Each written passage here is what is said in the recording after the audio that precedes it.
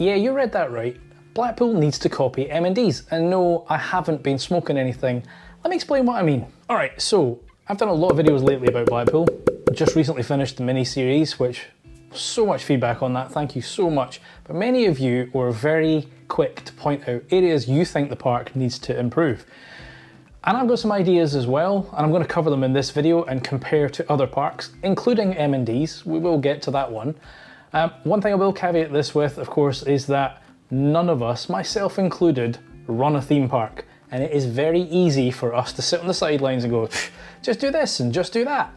So in this video, I'm going to compare with other parks that already do these things so that at least there's a precedent for it. If other parks can do it, then theoretically so can Blackpool.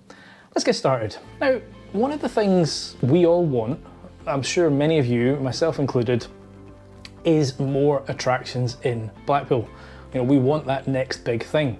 Now, obviously we've seen some records lately that say that an Intamin gyro is on the way. Fantastic if that happens.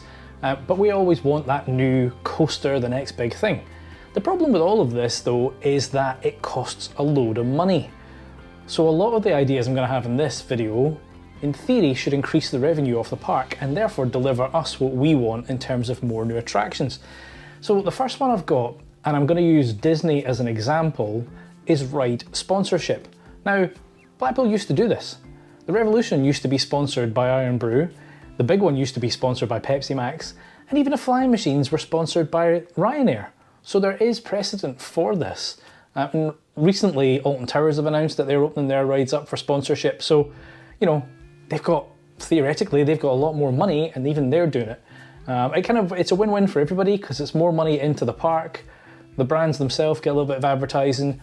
It needs to be done well. I mean, Fanta that did a sponsorship on Oblivion and that did not last well. Like the fans were not happy and it disappeared pretty quickly. But again, Iron Brew Revolution, Pepsi Max big one, still gets called that to this day. It is not sponsored. Ryanair flying machines, sure. So why don't they bring back some sponsorship? Now another one that I asked you guys, and this seemed to be kind of pretty split. This was close to 50-50, was whether or not the park should copy Alton Towers and bring in their equivalent of the Retro Squad by bringing some travelling rides. As I say, half of you think this is a good idea, half of you think this is a terrible idea. What I would say is this has happened in the past. You know, Pleasure Beach used to have a lot of rides that would come and go. My thinking is it's to keep it fresh so that there is something new. It's a quick and easy way to get a ride in the park. Now there's a few ways they could tackle this one. One is to just kind of dot them around the park like Towers did to sort of soak up capacity in key areas. Or they could kind of lean into it and make a dedicated area like Blackpool isn't a theme park, right? It's an amusement park, but you know, they could theme an area. So where FY4 is, where all the fountains, the food outlets, the Bolodrome, the Wild Mouse, again, I've said many times, that area is just crying out for some redevelopment. And even if it's just a short-term thing for a couple of years, they could put some rides there and kind of theme it up as an area. Again, the ride selection that they pick, there's two ways they could tackle that one. One is copy the rides that are on the pier. You know, a lot of people are like, why would you get travelling rides? There's like, you go up and down the pier in Blackpool, you'll get them. Well, the key difference would be that you pay £2 or £3 a shot on those, whereas Blackpool, once you're in, everything's free. So you could ride that over and over and over again.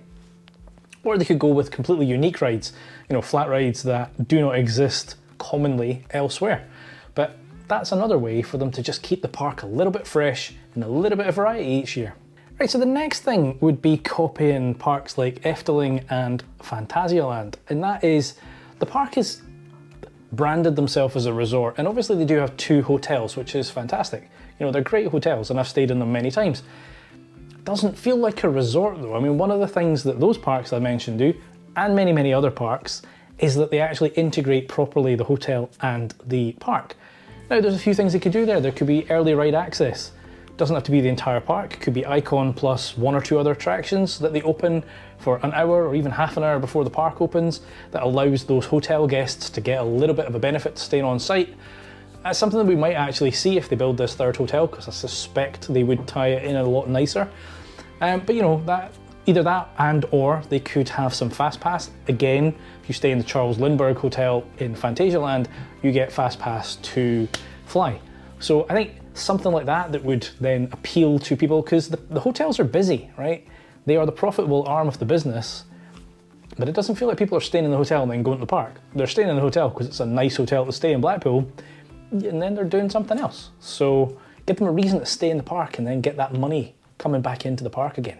Kind of surprised I'm going to say this one, but I think it would be good if they were to take a look at Merlin in terms of VIP experiences. And the reason I say that's a little strange is because typically Blackpool was the ones that you would go to for these experiences. They had the Walk the Big One, Walk the Big One XL. They did have Walk the Woody. You know, they've had all these things. They started the fan club last year and they did 2 events last year. They've only done 1 this year. And the Walk the Woody isn't a thing this year. When I was speaking to the staff last year, it sounded like they were considering more events this year. That's obviously not happened. But again, that, you know, the enthusiasts within us, we like that behind the scenes stuff. We like those experiences. And it is something that Blackpool's been really good at. They're money makers for them, right? I mean, it's 50, 60, 70 quid a shot to do these experiences. They're very limited. So why are they not doing more of them?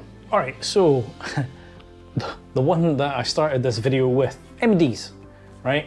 I actually almost went to M&Ds today to do some filming, but if you've been to M&Ds, it's not worth it. So you're probably sitting there thinking, Chris, what the hell are you talking about? What possible thing has M&Ds got that Blackpool needs to copy? Well, the answer is pretty simple, and that is that most of you have said you miss the days of pay per ride. And I've always wondered how that would work, because obviously when it did work in Blackpool, you know, it was paper tickets and, you know, we had ABC and all that kind of stuff. And I thought, that's just a faff. How's that going to work nowadays? Well, M&Ds has got a modern equivalent of this. You buy like a fun card, I think that's what they call it, it's a credit card basically, and you top it up with credits. Now, to be fair, they do also have a wristband for unlimited, but you can buy credits, and you get this little card. They've got a little bit complicated in the fact that each ride has a different number of fun points, but it seems to be very random. Like there's, hey, this one's 2.5 fun points, this one's 5 fun points, this one's 4 fun points, this one's 2.65, you know, it's just, it seems a little crazy the way they've done it. I guess it's maybe trying to replicate that tier system that Blackpool used to have. But the idea is you load the card with some points, you scan it on those rides and it deducts those points. Now, those points can sit on that card for a period of time. So, you know, if you're somebody that's like, well, I'm going to pop in 3 times in the next couple of months, I'll just load it with 50 quid. And then you can just go in and do a few rides each time until it runs out, and then you top it back up.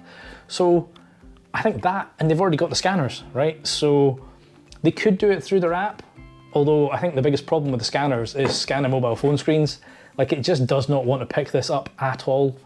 Whereas like you can still get a wristband at Blackpool, or a paper ticket, and if you do that, it scans it super, super quick. So I think the physical card is a good idea because it's not as reflective, and then you would get those paper rides. All right, so there's a selection of things that I think Blackpool Pleasure Beach should look into doing. Most of them are copying things from other parks. The VIP thing, I'm curious on that one. They used to do it. They seem to have just dropped the ball this year. So hopefully they get that back next year. But I'd love to know your thoughts. As I say, some of these things are things you guys have mentioned to me in comments previously, and some of them may not be. But ultimately, the way that we're all going to win here is if Blackpool start getting more money in the Pleasure Beach, they'll have more money to buy new things, we get the new things, they get the money, everybody wins, right? So it's realistically, how do they generate more revenue to give us, the guests, the experience we all want from Blackpool? I'd love to hear your thoughts down below. Let me know. And if you've enjoyed this one, make sure you hit that like. Super close to hitting 4K. In fact, by the time this goes live, I'm hoping I'm at 4K, but I am on track for 10K by the channel's 2nd birthday. So if you haven't hit the subscribe button, please consider doing so. I've been Chris, you've been watching Coaster Dad, and I shall see you in the next one. Adios.